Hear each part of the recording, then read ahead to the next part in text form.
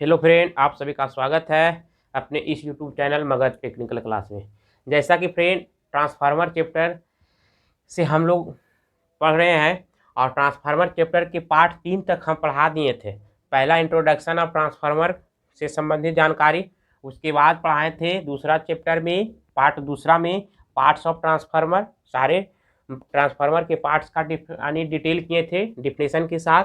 और उसके बाद तीसरा में हम बताए थे कि ट्रांसफार्मर में कहने का मतलब है कितने प्रकार के होते हैं। क्लासिफिकेशन और ट्रांसफार्मर पार्ट तीसरा हुआ था। आज आप लोग को बताने जा रहे हैं पार्ट चौथा। आप लोग को पहले के ही क्लास में बता दिए कि ट्रांसफार्मर के पार्ट हम 5 पार्ट पढ़ाएंगे, 4 से 5 पार्ट, और जो पाँचों पार्ट पढ़ लीजिएगा उसको ट्रांसफार्मर के क्षेत्र में कोई भी प्रकार के क्वेश्चन को सोल्यूशन करने में आसानी हो जाएगा, कर दीजिएगा, कोई दिक्कत नहीं। तो आज चौथा पार्ट जो बताने जा रहे हैं बाबू, आप लोग का है जो ट्रांसफार्मर से संबंधित कुछ हानियां होता है और हानि से संबंधित कुछ क्वेश्चन पूछते हैं। 1-2 क्वेश्चन बराबर है जो हाईटेक एग्जाम में या कोई भी एग्जाम में पूछता है। तो सबसे पहले आज हम आप लोग को ट्रांसफार्मर में होने वाले हानि कौन कौन से होते हैं इसके बारे में बता रहे हैं। देखिए, ट्रांसफार्मर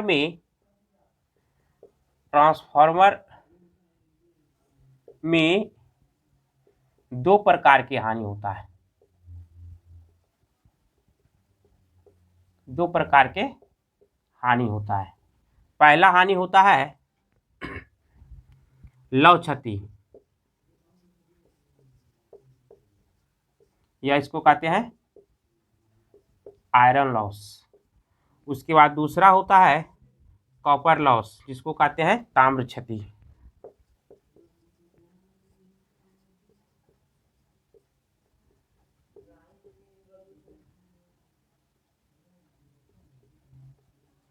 लॉस, देखिए ध्यान दीजिएगा, आयरन लॉस क्या है। तो आयरन लॉस लव क्षति होता है जो कि ट्रांसफार्मर के कोर में होता है। बार बार क्वेश्चन पूछता है कि आयरन क्षति या लव क्षति या कोर क्षति। हमेशा कोर में ही लव क्षति होता है। ट्रांसफार्मर के कोर लोहा का बना होता है, नर्म लोहा का, इसीलिए लव क्षति वही होता है। और ध्यान रखिएगा, लव क्षति है जो कांस्टेंट क्षति है, इसीलिए लव क्षति को नो लोड क्षति भी कहते हैं। नो लोड क्षति के नाम से कौन जानते हैं लव क्षति को कि ताम्र क्षति को? तो लव क्षति को नो लोड क्षति भी हम लोग कहते हैं, क्योंकि एक कांस्टेंट क्षति है। ट्रांसफार्मर पर लोड दीजिए या लोड न दीजिए फिर भी लव क्षति होगा, इसीलिए यानी ट्रांसफार्मर में लव क्षति को नो लोड क्षति कहते हैं। और नो लोड क्षति अस्थिर क्षति है। और लव क्षति जो होता है 2 प्रकार के होता है। ध्यान दीजिएगा, यहाँ पे कितने प्रकार के होते हैं? 2 प्रकार के। एक होता है एडी करेंट क्षति, एडी करेंट लॉस, और एक होता है हिस्टैरिसीस लॉस। इसको कहते हैं एडी करेंट। ध्यान दीजिएगा, एडी करेंट क्षति, यहाँ पे देखिएगा नहीं दिख रहा है तो। उसके बाद इसको कहते हैं शैथिल क्षति। हिस्टैरिसीस क्षति को क्या कहते हैं? शैथिल क्षति। यहाँ पे हम नोट कर देते हैं, लिख देते हैं शैथिल।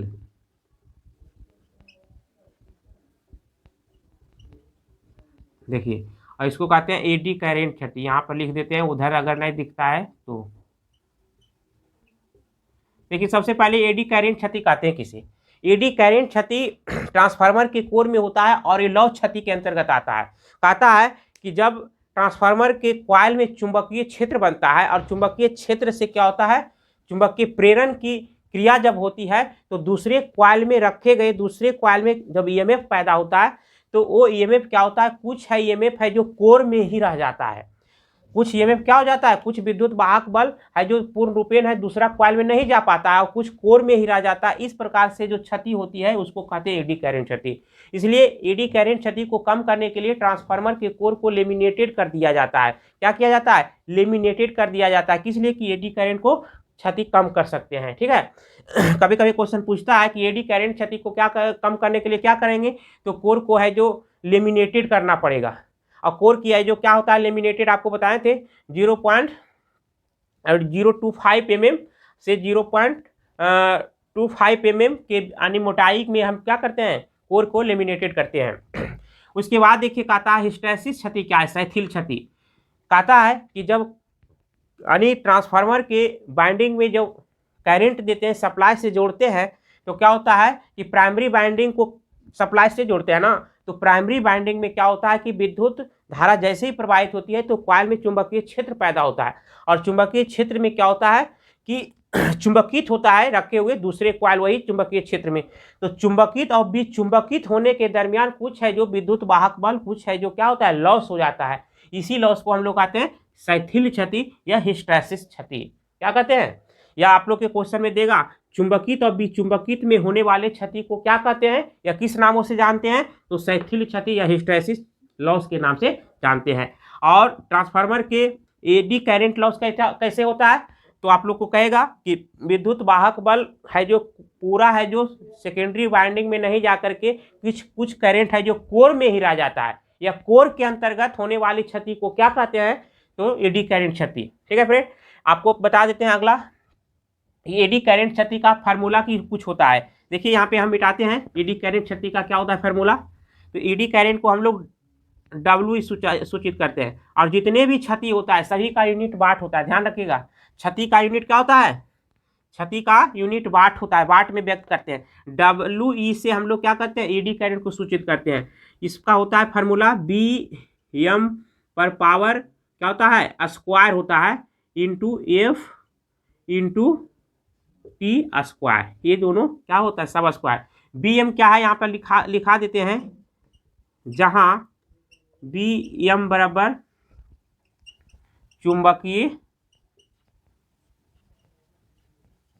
फ्लक्स घनत्व, अधिकतम चुंबकीय फ्लक्स घनत्व, इसका हो जाएगा वेबर प्रति मीटर स्क्वायर। और F का मतलब हो जाएगा आवृत्ति, जिसको हम लोग कहते हैं फ्रीक्वेंसी, कौची में, हर्ट्ज में। ठीक है, और T का मतलब होता है कोर का मोटाई, कोर की मोटाई, कौची में, mm में, मिलीमीटर में, या आप लोग को मीटर में भी देता है। देखिए ध्यान दीजिएगा, ये आप लोग को हिस्टैरिसीस क्षति नहीं बल्कि एडी करंट क्षति के अंतर्गत आप लोग को फार्मूला बता रहे हैं। एडी, ई से एडी करंट होता है और डब्ल्यू से होता है वाट। क्योंकि जितने भी प्रकार के ट्रांसफार्मर में जो क्षति होता है उसका यूनिट, क्षति का यूनिट क्या होता है, क्षति का यूनिट वाट होता है। नोट कीजिएगा, ये भी क्वेश्चन पूछता है, क्षति का यूनिट, ट्रांसफार्मर में जो भी क्षतियां होता है उसका यूनिट वाट होता है। तो आपका एडी करंट का फार्मूला है BM square into F square into T square. BM क्या है, अधिकतम चुंबकीय फ्लक्स है जिसका मात्रक वेबर प्रति मीटर स्क्वायर है, और F क्या है, आवृत्ति है जिसका मात्रक हर्ट्ज है, और T क्या है, T कोर की मोटाई है जिसकी है जो यूनिट मीटर है या मिलीमीटर भी दे रहेगा, कोई दिक्कत नहीं है। यहाँ पे नोट कर लीजिए, मिटाते हैं इसको। अगला है हिस्टैरिसीस क्षति, जो ट्रांसफार्मर के कोर में चुंबकित और विचुंबकित के कारण जो लॉस होता है उसको कहते हैं हिस्टैरिसीस क्षति। हिस्टैरिसीस क्षति को हम लोग WH से सूचित करते हैं, H से हिस्टैरिसीस, या इसको हम लोग लिख देते हैं हिस्टैरिसीस। ठीक है, हिस्टैरिसीस क्षति को H से हिस्टैरिसीस और W से वाट, क्योंकि क्षति को वाट में हम सूचित कर रहे थे। तो हिस्टैरिसीस क्षति मिस क्या होता है, फार्मूला ईटा इंटू क्या होता है, BM पर पावर 1.6 गुने F इंटू V। ध्यान दीजिएगा, जहां BM क्या है आप लोग को अभी बताएं, अधिकतम, क्या बताएं, अधिकतम चुंबकीय फ्लक्स घनत्व, फ्लक्स घनत्व कौची में, वेबर प्रति मीटर स्क्वायर में। और उसके बाद F क्या है, यानी फ्रीक्वेंसी, या आवृत्ति, इसको लिख लीजिए, आवृत्ति कौची में,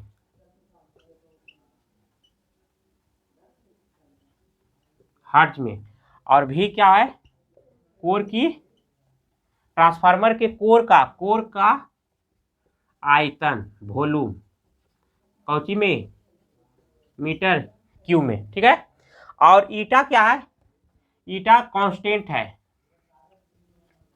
या इसको हम लोग नियतांक कहते हैं, इसका वैल्यू एग्जाम आने क्वेश्चन में दिया रहता है। देखिए इसी का क्या है, ये फार्मूला है, आप लोग नोट कर लीजिए। बहुत इंपॉर्टेंट क्वेश्चन है, आप लोग का फार्मूला कभी कभी दे देता है, इस पर है आप लोग को न्यूमेरिकल क्वेश्चन भी अगले हम लोग पार्ट में पढ़ेंगे। सिर्फ ट्रांसफार्मर से संबंधित सारा जितने भी प्रकार के जो होता है न्यूमेरिकल क्वेश्चन वो भी करवा देंगे। पहले अभी ये देख लीजिए। तो ध्यान दीजिएगा, लव क्षति के अंतर्गत आप लोग को दो क्षति होता है, एडी कैरेंट क्षति और हिस्टैरिसीस क्षति। एडी कैरेंट क्षति का फार्मूला आप लोग को पहले बता दिए, और हिस्टैरिसीस क्षति का फार्मूला ए होता है। आप लोग को ट्रांसफार्मर के यानी कि कोर में क्या होता है, आवश्यक धारा क्या होता है, दूसरा कॉइल में जाता है, लेकिन कुछ आवश्यकता से अधिक हो जाता है धारा, यानी अनावश्यक धारा कोर में रह जाता है, उसको यानी क्या होता है कहते हैं, एडी कैरेंट क्षति कहते हैं। और हिस्टैरिसीस क्षति कैसे होता है, तो ट्रांसफार्मर के कोर में चुंबकित और विचुंबकित होने के कारण जो लॉस होता है उसको कहते हैं हिस्टैरिसीस क्षति, शिथिल क्षति। चुंबकीय आप लोग को क्वेश्चन पूछता है कि एडी कैरेंट क्षति को कौन खोज किया था, तो एडी कैरेंट जिसको हम लोग कहते हैं हिंदी में भंवर धारा, और इसका खोज है जो फूको महोदय ने किया था। कभी कभी क्वेश्चन पूछता है भंवर धारा का खोज किसने किया, तो फूको महोदय ने, इसको थोड़ा नोट कर लीजिएगा। आप लोग को देखिए क्वेश्चन पूछता है कि जो ट्रांसफार्मर में जो दूसरा क्षति होता है जिसको कहते हैं कॉपर क्षति, कौन क्षति, कॉपर क्षति या कॉपर लॉस, जिसको कहते हैं ताम्र क्षति। देखिए ताम्र क्षति क्या होता है, ताम्र क्षति को कहते हैं क्या चीज, कांस्टेंट नहीं कहते हैं, अस्थिर क्षति या वेरिएबल क्षति कहते हैं। इसको क्या कहते हैं, वेरिएबल लॉस या अस्थिर क्षति कहते हैं। इसीलिए इसको कहते हैं अस्थिर क्षति बाबू, कि ये लोड के साथ घटता है, और लोड कम कर दीजिएगा तो ये क्षति भी क्या हो जाएगा, कम जाएगा। यानी लोड ज़्यादा दीजिएगा क्षति ज़्यादा होगा, और लोड कम कर दीजिएगा क्षति भी कम हो जाएगा। तो ताम्र क्षति को कॉपर लॉस कहते हैं, इसको अस्थिर क्षति के भी नाम से जानते हैं। ध्यान रखिएगा, ये कॉपर क्षति होता है कैसे, तो ट्रांसफार्मर के कॉइल में होता है। क्वेश्चन पूछेगा कि ताम्र क्षति कहाँ होता है ट्रांसफार्मर के, तो ट्रांसफार्मर के कॉइल में होता है ताम्र क्षति होता है, क्योंकि कॉइल जो होता है कुंडली, ट्रांसफार्मर का जो कुंडली होता है तांबा का बना होता है, तो ताम्र क्षति होता है वहाँ। और कैसे होता है, तो प्रतिरोध के कारण होता है, क्योंकि तांबा में भी प्रतिरोध होता है, और ट्रांसफार्मर अगर 24 घंटा लगातार कार्य कर रहा है तो हीट होकर के क्या होता है, तांबे के तार के अंदर जो होता है कंडक्टेंस का जो पावर होता है, चालकता का गुण जो होता है, धीरे धीरे लॉस होता है, कम होता है। इसीलिए ये क्षति क्या होता है, ताम्र क्षति होता है। हमेशा ध्यान रखिएगा, क्वेश्चन पूछता है कि ताम्र क्षति किसके कारण होता है, तो ट्रांसफार्मर में कॉइल में जो रेजिस्टेंस होता है उसके कारण ताम्र क्षति होता है। कभी कभी क्वेश्चन पूछता है कि ताम्र क्षति को कैसे है हम लोग ज्ञात करेंगे, तो शॉर्ट सर्किट के माध्यम से, शॉर्ट सर्किट या शॉर्ट टेस्ट सर्किट कहते हैं, जिसको हम लोग कहते हैं लघु परीक्षण टेस्ट से है जो ताम्र क्षति ज्ञात किया जाता है। क्वेश्चन आता है, बहुत एकदम इंपॉर्टेंट क्वेश्चन है, नोट कर लीजिएगा। शॉर्ट सर्किट टेस्ट से ताम्र क्षति ज्ञात करते हैं। और आप लोग को लव क्षति कैसे ज्ञात करते हैं, लव क्षति ज्ञात करते हैं ओपन सर्किट,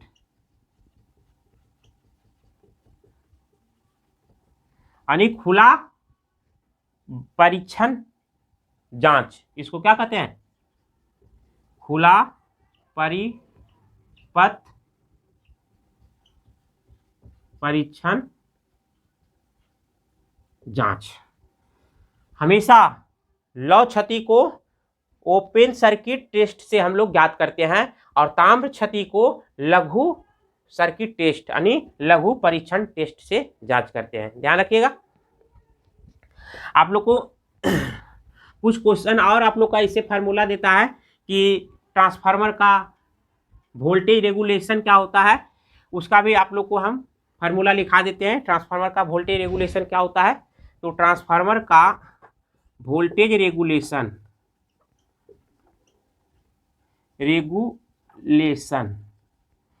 यानी कि ट्रांसफार्मर का यानी वोल्टेज अनुपात जिसको कहते हैं, तो क्या होता है, VNL होता है माइनस VFL और बटा VFL इंटू 100 होता है। इसको नोट कर लीजिएगा, ये भी फार्मूला आप लोग का क्वेश्चन पूछता है। और आप लोग का ट्रांसफार्मर का रेशियो अनुपात पूछता है। ट्रांसफार्मर का रेशियो अनुपात में क्या होता है कि ट्रांसफार्मर के सेकेंडरी बाइंडिंग में टर्नों के अनुपात बटा प्राइमरी बाइंडिंग में टर्नों के अनुपात को ट्रांसफॉर्मेशन अनुपात कहते हैं। ट्रांसफार्मर का यानी कि रेशियो बोलते हैं, ठीक है। और ये वोल्टेज रेगुलेशन का आप लोग का फार्मूला है। इसका जो ट्रांसफार्मर में आप लोग को देखिए दिल रहेगा, एक फार्मूला और बता देते हैं कि दिल रहेगा टर्न, प्राइमरी टर्न इतना है, सेकेंडरी इतना है, और क्या है कि प्राइमरी धारा इतना है तो सेकेंडरी में क्या होगा, या प्राइमरी वोल्टेज इतना है, सेकेंडरी इतना है, और प्राइमरी टर्न में इतना टर्न है तो उसमें सेकेंडरी टर्न क्या होगा। तो एक हम फार्मूला आप लोग को सूत्र लिखा देते हैं, नोट कर लीजिएगा, बहुत इंपॉर्टेंट हो जाएगा ये यानी सूत्र, इसको नोट कर लीजिएगा। NS बटा NP बराबर VS बाई VP बराबर IP बाई IS, ये नोट कर लीजिएगा। देखिए इसी पर आप लोग का सारा है जो फार्मूला पर है जो सारा न्यूमेरिकल क्वेश्चन बन जाएगा, कुछ इस पर भी बनेगा, ठीक है। और आप लोग को एडी करंट और हिस्टैरिसीस क्षति जो बताए थे वो भी बनेगा, तो इसको नोट कर लीजिएगा। इस पर हम जो क्वेश्चन बताएंगे, देखिए NS क्या है, सेकेंडरी क्वाइल में टर्नों की संख्या, NP क्या है, प्राइमरी क्वाइल में टर्नों की संख्या, VS क्या है, सेकेंडरी वोल्टेज, ट्रांसफार्मर का सेकेंडरी वोल्टेज मतलब सेकेंडरी क्वाइल में जो वोल्टेज होगा, आई प्राइमरी वोल्टेज, और ये प्राइमरी धारा, IP का मतलब प्राइमरी धारा और IS का मतलब सेकेंडरी धारा। तो हम उम्मीद करते हैं कि आज का वीडियो बहुत बेहद तरीके से समझ गए होंगे, बहुत अच्छा लगा होगा। फिर आप लोग को है जो अगर अच्छा लगा तो मेरा चैनल को एक तो लाइक बनता है, और चैनल पर जो नए हैं वो अच्छे से जानकारी लेने के लिए चैनल को सब्सक्राइब कर लीजिए, बेल आइकन प्रेस कर लीजिए। फिर मिलेंगे नेक्स्ट वीडियो में, तब तक के लिए thank you, best of luck.